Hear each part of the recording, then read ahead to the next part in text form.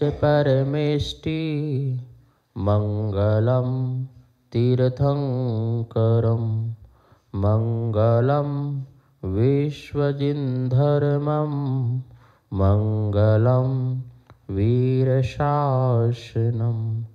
मङ्गलं वीरशासनं वन्दे तु सव्यसिद्धे ध्रुवमचलमणोभवं गतिं पते वोक्षामि समये पाहुड मृण्मोऽस्तु केवली भरिदम्। समय-सार परम मांगलिक ग्रंथ है। आचार्य भगवान कुंदकुंद स्वामी द्वारा यह लिखा गया है। ईसा पूर्व प्रथम शताब्दी में। भाषा इसकी प्राकृत है, शैली इसकी आध्यात्मिक है। भगवान महावीर स्वामी की परंपरा से प्राप्त जो वाणी है उनका उपदेश का यहाँ पर संग्रह किया गया है। हम 8वां अध्याय निर्जरा अधिकार समझ रहे हैं। गाथा नंबर 220 से 223 तक की जो गाथा थी, जिसमें कहा गया था कि शंख श्वेत भाव को नहीं छोड़ता है। कृष्ण भाव को प्राप्त करने में भी अपने श्वेत भाव को नहीं छोड़ता है। वो सचित अचित और मिश्र रूप से कोई वस्तु को भोगता हुआ भी अपने श्वेत पने को नहीं छोड़ता है। ऐसे ही ज्ञानी भी सचित अचित मिश्र पदार्थों को भोगते हुए भी अपने अज्ञान पने को नहीं होता है, अर्थात ज्ञान स्वरूप को नहीं छोड़ता है। ज्ञान को छोड़ करके अज्ञान रूप हो जाता है, ऐसा नहीं है। वो ज्ञानी ही बना रहता है। और फिर एक बात और आगे कह रहे हैं गाथा नंबर 22 और 23 में, जय्या एव शंखो सेद सहावम तयम पजही दूण। जैसे शंख स्वयं ही अपने श्वेत स्वभाव को छोड़ दे, श्वेत स्वभाव को छोड़ करके किन्न भावम गच्छेद, वह कृष्ण भाव को ग्रहण करता है या हो जाता है।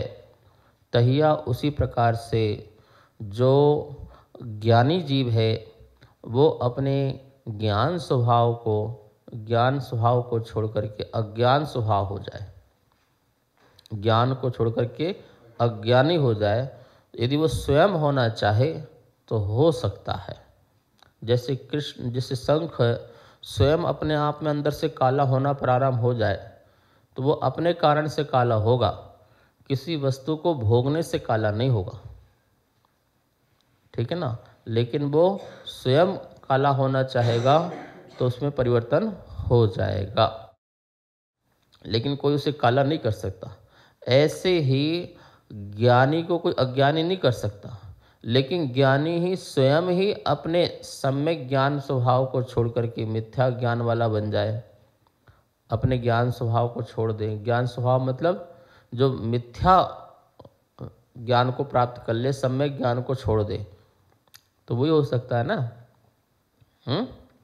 कोई व्यक्ति अनपढ़ गंवार है, ठीक है ना, तो वो स्वयं पुरुषार्थ से पढ़ा लिखा बन सकता है, और पुरुषार्थ न करे तो वो वैसे ही रह सकता है, ठीक है।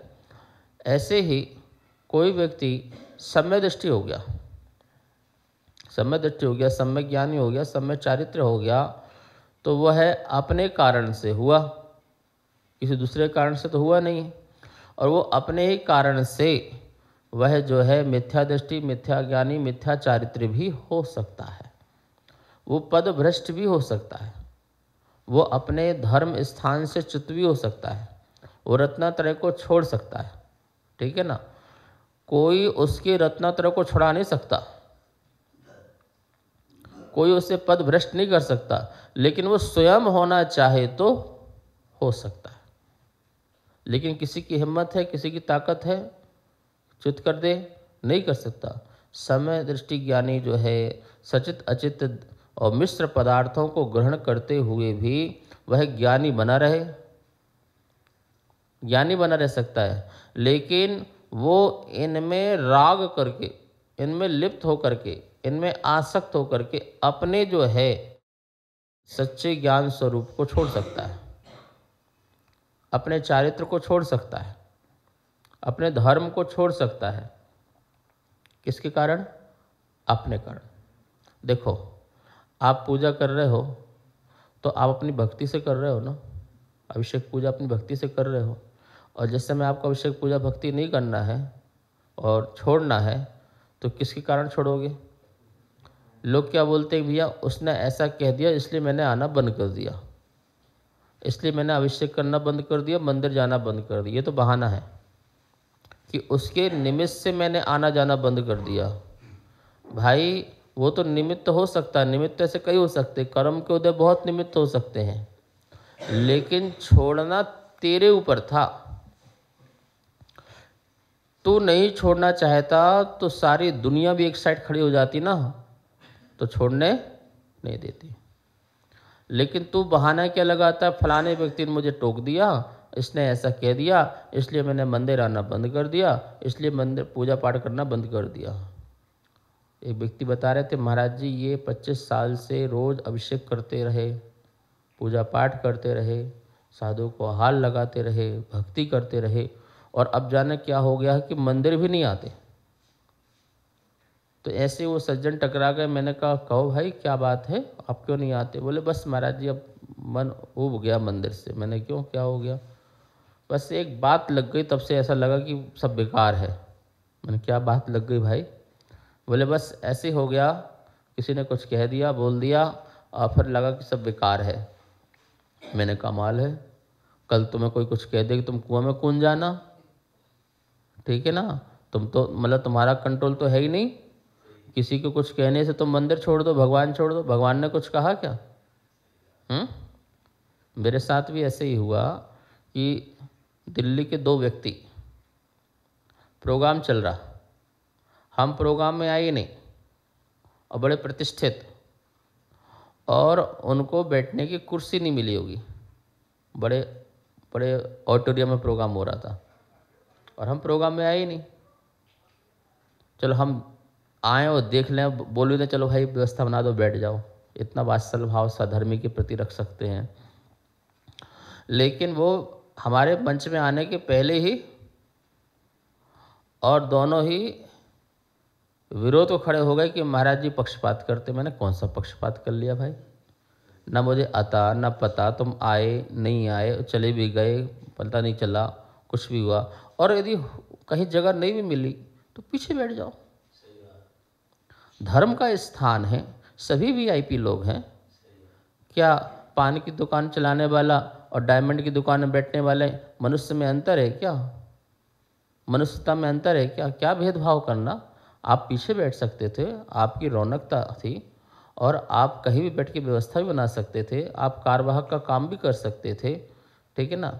किसी ने मान लो को टोक भी दिया, मान लो वहाँ पर, नहीं यहाँ बैठ गए तुम, यहाँ से उठो, यहाँ से उठ जाइए, वहाँ पीछे जाइए।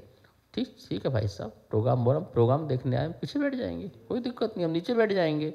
हम तो गुरु के नाते आए हैं, धर्म के नाते आए हैं, जिन शासन की प्रभावना के नाते आए हैं। ना यहाँ हम अहंकार करने आए हैं, ना लड़ने झगड़ने आए हैं। इसलिए तो हमारे पास बहुत सारे स्थान हैं। यहाँ तो हम कहीं भी बैठ, दरवाजे के किनारे बैठने मिल जाए। आचार्य जी बोला करते थे, भैया जहाँ पर लोग जूते चप्पल उतारते हैं ना, यदि वहाँ भी स्थान मिल जाए बैठने का, और वहाँ से भी बैठ करके तुम्हें प्रभु दर्शन, गुरु दर्शन या उनकी वाणी सुनने को मिल जाए, तो सौभाग्य समझना कि मुझे बड़ा अवसर मिल रहा है, कम से कम वहाँ जगह तो मिली, ठीक है ना? तो ऐसे भाव से। लेकिन वो इतने खिलाफ हो गए कि आना जाना बंद कर दिया, बोलना जानना बंद कर दिया। तो मैंने कहा कोई बात नहीं भाई, हमारा तो कोई बैर नहीं है ना, तुम अपना बैर बांध रहे हो, हमें तो बहुत वात्सल भाव से आशीर्वाद दिया। तो कहने का मतलब ये है कि ये जो परिणाम है ये हमारे ऊपर है, हर चीज़ हमारे ऊपर है, कंट्रोल सारा हमारे ऊपर है। मैं यदि रत्नत्रय को धारण कर रहा हूँ तो अपने कारण से धारण कर रहा हूँ, अपने पुरुषार्थ से धारण कर रहा हूँ, और अपने रत्नत्रय से भी च्युत होऊंगा तो अपने ही गलत पुरुषार्थ से च्युत होऊंगा। कोई मुझे च्युत नहीं कर सकता। मुनिराज पर घोर उपसर्ग कर रहे हैं तो क्या मुनिराज अपना मुनि धर्म छोड़ के भाग जाते हैं क्या? नहीं भागते, अपने साधना करते, परिचय करते हैं, जीतते हैं, उपसर्ग को भी जीतते हैं। ठीक है ना, वो तो छोड़ के नहीं भागते ना। और क्या कमट ने पारसनाथ भगवान को हिला पाए क्या? कितने रहे उपसर्ग करने वाले मुनिराजों पर, क्या उनको धर्म ध्यान से हटा पाए क्या? नहीं, अपने में रहे। लेकिन कोई स्वयं भ्रष्ट होना चाहेगा तो भ्रष्ट होगा, कोई दूसरा भ्रष्ट नहीं कर सकता है। कोई स्वयं धर्म से च्युत होना चाहेगा तो होगा, कोई दूसरा च्युत नहीं कर सकता है। 3 लोक भी आकर के यहाँ पर अकेले एक व्यक्ति को धर्म से च्युत करना चाहे तो नहीं कर सकता है, क्योंकि वो स्वयं नहीं होना चाह रहा है। ठीक है ना, जैसे मैं कहता हूँ कि कोई तुम्हें दुखी नहीं कर सकता, कोई सुखी नहीं कर सकता। तुम स्वयं दुखी होना चाहोगे तो दुखी होगे, और तुम स्वयं सुखी होना चाहोगे तो सुखी होगे। कोई ना वस्तु और ना कोई व्यक्ति तुमको दुखी कर सकता है और ना ही कोई सुखी कर सकता है। आपकी अपनी कल्पना है, आपकी अपनी मान्यता है, आपकी अपनी धारणा है कि आप दुखी होना चाहते हो या सुखी होना चाहते हो, राग करके दुखी सुखी होना चाहते हो, द्वेष करके दुखी होना चाहते हो, वो आपके परिणाम है। कोई बाहर का कोई दुखी सुखी नहीं कर रहा है, कुछ भी नहीं कर रहा है। ऐसे यहाँ पर कह रहे हैं भैया, ज्ञानी जो है सचित अचित और द्रव्यों को ग्रहण करते हुए भी वो अपने ज्ञानपने को नहीं छोड़ता है, वो अज्ञानी नहीं बन जाता है। अज्ञानी का मतलब वह कसायों में लिप्त नहीं हो जाता है, भोगों में आसक्त नहीं हो जाता है, पर वस्तु में आसक्त नहीं हो जाता है, अपितु पर वस्तु को उपभोग करते हुए भी, जैसे मकान है, अभी अचित पदार्थ है, ठीक है ना। अब इस मकान में महाराज जी रह रहे हैं, इस कमरे में महाराज जी रह रहे हैं, इस धर्मशाला में महाराज जी रह रहे हैं, तो रहते हुए भी यह मेरा है ऐसा परिणाम नहीं ला रहे, और ना ही इसका सुख भोग रहे। सुख मतलब बहुत अच्छा है, बहुत बढ़िया, कमाल है, ये है वो है, तो ये नहीं परिणाम ला रहे हैं। तो इस वस्तु का उपभोग करते हुए भी वो अपने अंदर अज्ञानपना इकट्ठा नहीं कर रहे। ठीक है। और यदि मैं इस वस्तु का उपभोग राग से करूं, मोह से करूं, तो निश्चित ही मैं अपने सम्यक ज्ञान की हानि करूंगा, अपने में मिथ्या ज्ञान डालूंगा। तो अपने मिथ्या ज्ञान को प्रकट करने के लिए भी मैं ही कारण रहा ना, मकान थोड़ी रहा, धर्मशाला थोड़ी रही, मंदिर थोड़ी रहा, मैं स्वयं ही रहा। इसलिए यहाँ पर कितनी सुंदर बात कह रहे हैं कि शंख जो है वो सचित अचित मिश्र पदार्थ को ग्रहण करते हुए भी वह कृष्ण भाव को प्राप्त नहीं होता है और अपने श्वेत पने भाव को छोड़ता नहीं है। लेकिन वही जो शंख जो है सचित अचित द्रव्य को ग्रहण करते हुए स्वयं ही कृष्ण भाव को प्राप्त हो जाए और श्वेत पने को छोड़ दे, तो ये संभव है? हाँ है, ये भी संभव है। ठीक है ना। इसी प्रकार से कोई ज्ञानी सचित अचित द्रव्यों को ग्रहण करते हुए भी अपने सच्चे ज्ञान स्वभाव को नहीं छोड़ता है, समभाव को नहीं छोड़ता है, और वही ज्ञानी सचित अचित द्रव्यों को ग्रहण करते हुए अपने समभाव को छोड़ दे, अपने वीतराग परिणाम को छोड़ दे, अपने वैराग्य भाव को छोड़ दे, अपनी साधना को छोड़ दे, तो उसमें कोई कहे ऐसा मेरा कर्म का उदय आ गया था, कोई कहे ऐसा वस्तु सामने निमित्त मिल गई थी, ये हुआ, तो ये तो निमित्त में डालना हुआ, अपना अधर्म निमित्त में डालना हुआ। धर्म और अधर्म के कारण तुम ही हो, पर पदार्थ नहीं है। यदि तुम धर्म करते हो तो तुम अपने निमित्त से करते हो, अपने उपादान से करते हो, स्वनिमित्त और स्व उपादान। ठीक है ना। पर का निमित्त और पर का उपादान तुम्हें धर्म नहीं कराता है। यदि कराता तो मैं जबरदस्ती करा देता। हाँ, वो आपके लिए बाह्य निमित्त मिल सकते हैं और मिलते हैं, बाह्य निमित्त अधर्म के भी मिलते हैं, बाह्य निमित्त धर्म के भी मिलते हैं, लेकिन कोई भी जबरदस्ती तुमको धर्म नहीं करा सकता। महाराज जी ये मुझे जबरदस्ती लेके यहाँ पर आ गए, भाई इनने जबरदस्ती की होगी लेकिन तुम जबरदस्ती नहीं आए, इनने फोर्स किया होगा, नहीं चलना है चलना है चला करो, चलना है चलना है चला करो, तुम महाराज जी बन जाओ, मैं तुमसे कह रहा हूँ महाराज जी बन जाओ, बढ़िया रहेगा, तुम्हारा जो कल्याण हो जाएगा। महाराज जी ने फोर्स करके तुम्हें महाराज जी बना दिया। भाई महाराज जी तो कहेंगे, 100 बार कहेंगे, लेकिन जब भी तुम बनोगे तो जब आपका एक बार मन खटकेगा, नहीं यार चलो बनना है यार, बनना ही है, तभी तो उतारोगे। तो ऐसे महाराज जी ने कपड़े खींच दिए, छीन दिए तुम्हारे, फाड़ दिए और खड़ा कर दिया नग्न तुमको, नहीं भैया ऐसे नहीं होता है, ऐसे नहीं करते हैं। आपकी अपनी सुकृति मन की होती है तभी कार्य होते हैं। 5 इंद्रिय मन आपकी सुकृति के बिना एक भी पाप नहीं कर सकते और एक भी पुण्य नहीं कर सकते। जब तक आपकी पूर्ण सुकृति न मिले तब तक 5 इंद्रियां जो हैं वो अच्छा काम भी नहीं कर सकती और बुरा काम भी नहीं कर सकती। आपकी स्वयं की सुकृति होती है ना। ऐसे ही कह रहे हैं कि ज्ञानी जो जीव है अपने सच्चे ज्ञान स्वभाव को नहीं छोड़ता है, इसलिए उस ज्ञानी के सचित अचित मिश्र पदार्थ को ग्रहण करते हुए भी निर्जरा होती है। और अज्ञानी जब सचित अचित द्रव्यों को ग्रहण करता है वो अज्ञानमय हो जाता है, इसलिए उसके कर्म आश्रव बंद हुआ करते हैं। यहाँ कितना सुंदर बढ़िया बात कह रहे हैं कि भैया देखो, ज्ञानी संसार में रहते हुए संसार से तर रहा है और अज्ञानी संसार में रह करके और फंस रहा है। फंसा तो वैसे ही है और भी फंस रहा है। ठीक है, एक ज्ञानी के सामने भोजन की थाली लगाओ और एक अज्ञानी के सामने भोजन की थाली लगाओ, दोनों में खाने में क्या अंतर है? एक तो पुण्य प्रमाण मान करके, शोधन करके, विवेकपूर्वक हिताहित का ज्ञान लगा करके और किस ढंग से खाना, किस प्रकार से खाना और क्यों खाना, इस प्रकार का रहस्य जानते हुए वो ग्रहण कर रहा है। और यह वस्तु मुझे सुख नहीं देती है, यह वस्तु सिर्फ शरीर के संरक्षण और धर्म मेरा क्रियात्मक रूप से पालन हो सके, इस उद्देश्य से भोजन ग्रहण कर रहा हूँ। भोजन के प्रति अनुग्रह का भाव, बनाने वाले के प्रति अनुग्रह का भाव, ठीक है, ये रखते हुए भोजन कर रहा है। और अज्ञानी कैसे भोजन कर रहा है?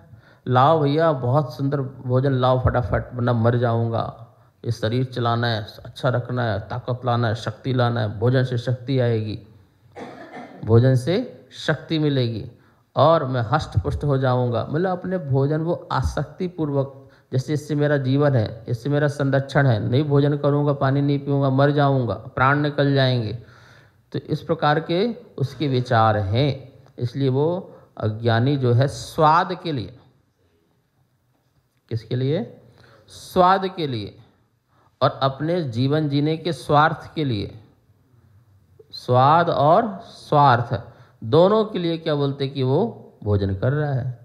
और ज्ञानी का ना कोई स्वार्थ है और ना ही कोई स्वाद है, इसलिए उसकी क्या है? निर्जरा है। ये तो मैंने एक भोजन का एग्जाम्पल दिया, ऐसे ही आप सब में लगा लो। यदि ऐसा ना हो तो जो सम्यक दृष्टि जीव है फिर तो उसका कोई मोक्ष नहीं होगा ना। सम्यक दृष्टि का परंपरा से मोक्ष होगा और सम्यक चार्य धारण करने वाले का साक्षात मोक्ष हो सकता है।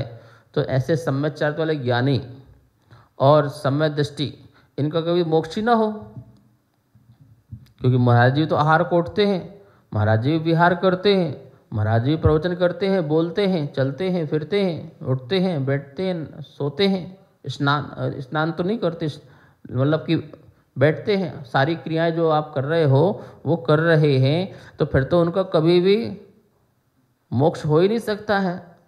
बोले इस सब में करते हुए भी इन सब क्रियाओं में वो लिप्त नहीं होते हैं, आसक्ति पूर्वक नहीं करते हैं, इसलिए कैसे हैं वो? ज्ञानी निर्जरा में अपना कार्य करते हैं। लेकिन अज्ञानी जो है इन समस्त कार्यों को बड़ी लिप्तता के साथ, बड़ी आसक्ति के साथ करता है, इसलिए उस अज्ञानी के कर्मों का आश्रय होता है। तो आज की गाथाओं से हमें इतना ही समझना है कि मेरे ज्ञान स्वभाव को कोई छीन नहीं सकता, मेरे सच्चारित्र को कोई छीन नहीं सकता है। मेरी तपस्या को, मेरी साधना को, मेरी आराधना को, मेरे त्याग को, मेरी तपस्या को, मेरे आकिंचन को, मेरे ब्रह्मचर्य को कोई भी मुझसे छीन नहीं सकता है। ये मेरा रत्न है। अब मैं अपने रत्न को कितना संभाल के रखता हूँ ये मेरे ऊपर है। ठीक है ना। आपके पास रत्न रखा था, कोई चोर चुरा के ले जाए तो चोर की गलती कि तुम्हारी गलती? वो जो गलती तो कर ही रहा है, वो तो करते ही आ रहा है, उसका क्या गलती? उसका तो समझ लो व्यापार है? चोरी कला है उसकी, वो चोरी कला में माहिर है। तुम रक्षा कला में माहिर क्यों नहीं हुए? जब वो चोर कला में माहिर है तो तुम्हें संरक्षण, तुम्हें गुप्ती में क्या होना चाहिए था? माहिर होना चाहिए था। और जो कि तुम नहीं हुए हो, तो तुम्हारी गलती। तुम ऐसे प्रमाद अवस्था में कैसे सो गए?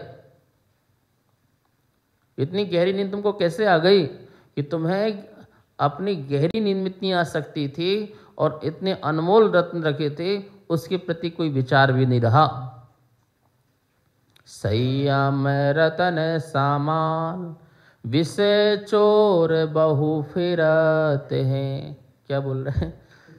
विषय चोर, विषयों के जो चोर है ना, वो बिल्कुल फिर रहे हैं कि आप थोड़ा सा प्रमाद करो, थोड़ा सा आलस दिखाओ, थोड़ी सी निद्रा दिखाओ, थोड़ा सा अपने स्वभाव से च्युत हो, बस अपनी जागृति, अपने होश से थोड़ा सा आप डिगो और हम तुम्हारे संयम रूपी रत्न को, जैसे मान लो किसी ने गुस्सा दिलाया और तुम गुस्सा करने लग जाओ, तो बस क्या हुआ? वो विषय चोर है। ठीक है ना। उसने क्या किया? आपको थोड़ा सा क्रोध लाया और आप क्रोधी हो गए और उसने आपके समता रत्न को क्या कर लिया? उस क्रोध रूपी चोर ने क्या कर लिया? समता रूपी रत्न को चुरा लिया। बस अब जाओ, अब तुम्हारे पास क्या रह गया? खाली रह गए भाई। रत्न अब तुम्हारे पास नहीं, तुम जीवन कैसे जियोगे? एक गाथा आई हुई है, किसी को गुप्त धन की प्राप्ति हो जाए पुण्य से, जैसे घर मकान बना रहे हों, उसे गुप्त रत्न की, धन की, जमीन से प्राप्ति हो जाए, तो बोले क्या करना चाहिए? बोले चुपचाप शांति से रख करके एक एक निकालते जाओ और सारा जिंदगी अच्छे से भोगो, अपना जीवन अच्छे से जियो, उसे उजागर करने की जरूरत नहीं है। ठीक है ना। बोले ऐसे ही तुम्हें संयम रत्न मिल जाए तो क्या करो? उसको निकालो और बढ़िया आनंद लो, उसको भोगो। अब उसको दुनिया को बताने की जरूरत नहीं है, देखो मेरे इतना ज्ञान है, मेरा इतना संयम, मेरा इतना प्रत है, मेरा इतना पास है, इतना ये है, इतना वो है। ये तो अहंकार करोगे ना, तो ये तो क्या होगा? तुम्हारा रत्न है गायब हो जाएगा। उस संयम, उस तपस्या से तुम यदि अहंकार का, गर्व का, घमंड का रस लोगे तो ये चोर है। ये क्रोध भी चोर है, अहंकार भी चोर है, ममकार भी चोर है, ये सब चोर हैं और आपके रत्न को चुरा करके ले जाएंगे। अब आप करते रहो जितना करना है, खूब उपास करो, खूब व्रत करो, जितना करना करो, लेकिन एक अहंकार के रस ने, एक अहंकार की कणिका ने, एक अहंकार की चिंगारी ने तुम्हारे सारी इतनी सुंदर फसल तपस्या की क्या कर दी? समाप्त कर दी। मिट्टी में मिला दी तुमने अपनी सारी तपस्या, बेकार कर दी। करोड़ों करोड़ों वर्ष तक तुम उपास करो और अहंकार के बल को लेके करोगे तो वो तुम्हारे करोड़ों वर्ष का उपास भी बेकार है। और भोजन करके आओ, छक्कर आहार करके आओ, पर समता भाव से करके आओ, अनासक्त भाव से करके आओ, और भोजन करके आओगे तो तुम्हें केवल ज्ञान हो जाएगा। क्या हो जाएगा? और हुआ। शिवभूति मुनिराज आहार करके आए और रास्ते में आहार करते ही उनको भेद ज्ञान की बात याद आ गई गुरु जी की, और वहीं पर खड़े हो गए, उनको वहीं केवल ज्ञान हो गया। ओहो, तुस्मास भिन्नम, तुस अलग है, दाल अलग है, छिलका अलग है, आत्मा अलग है, शरीर अलग है। ऐसा उस प्रकार से उनको वहीं पर आहार करने के बाद स्मरण में आया। आहार में तो भूल गए हैं, और आहार करके आए, रास्ते में देखा एक अम्मा दाल छिलके को अलग कर रही थी। ओ, गुरुजी ने यही तो बताया था कि दाल अलग, छिलका अलग, आत्मा अलग, शरीर अलग, और वहीं खड़े हो गए, वहीं केवल ज्ञान हो गया। कहानी पढ़ो अष्टपावण में, वहीं पर कहानी पढ़ो। अब देखिए, आप समझ में आया ना आपको? तो आहार करके केवल ज्ञान हो गया, और तुम 1 साल तक खड़े रहो आहार बिना करे, और केवल ज्ञान हो जरूरी नहीं है। खड़े रहे बाहुबली भगवान।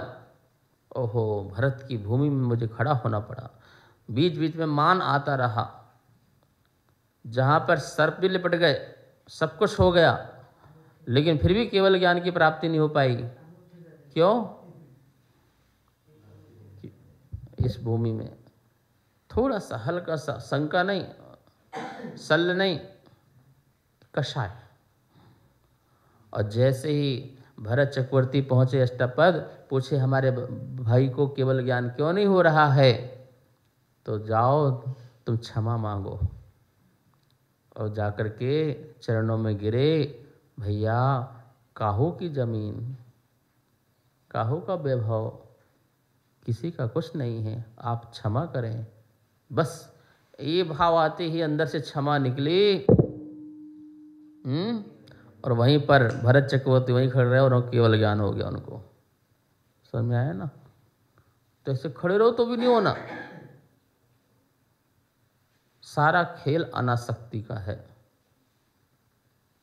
सारा खेल अंतरंग के वीतराग परिणाम का है। अब ये मत कह देना ठीक है भैया ये बात है तो हम बाहर से वस्त्र पहने रहेंगे, अंदर से हम नग्न कहलाएंगे, मुनि कहलाएंगे, वीतरागी कहलाएंगे, निर्गंत कहलाएंगे। तो ये भी बात नहीं है। वस्त्र तभी पहनोगे जब अंदर से राग होगा। बिना राग के ना उतार सकते हो ना पहन सकते हो। अब चौथे गुण स्थान वाले को छठे गुण स्थान मत मान लेना, ठीक है ना? वस्त्रधारी हो तो वस्त्रधारी का गुण स्थान वस्त्रधारी तक रहेगा, वहाँ की कसाई की सीमा वहाँ तक की है, मुनिराज कसाई सीमा अलग है। तो ये अंतर मान के रखना, एक मत कर लेना। प्रवचनों को मिक्स करके अपनी मन की बात निकाल करके कहीं तुम पथ से भ्रष्ट नहीं हो जाना, मार्ग से च्युत नहीं हो जाना। सच्चे मार्ग में चलना, जिनवाणी के मार्ग में चलना, जिनवर के मार्ग में चलना, ठीक है? ज्ञानी बनो। शेष विषय कल। जावाणी के ज्ञान से सुजे लोकालोक, शोभाणी मस्त धरु सदा देत हूँ दो। हे जनवाणी भारती तो हे जपो दिन रे, जो तेरी शरणा धरे सो पावे सुख चैन।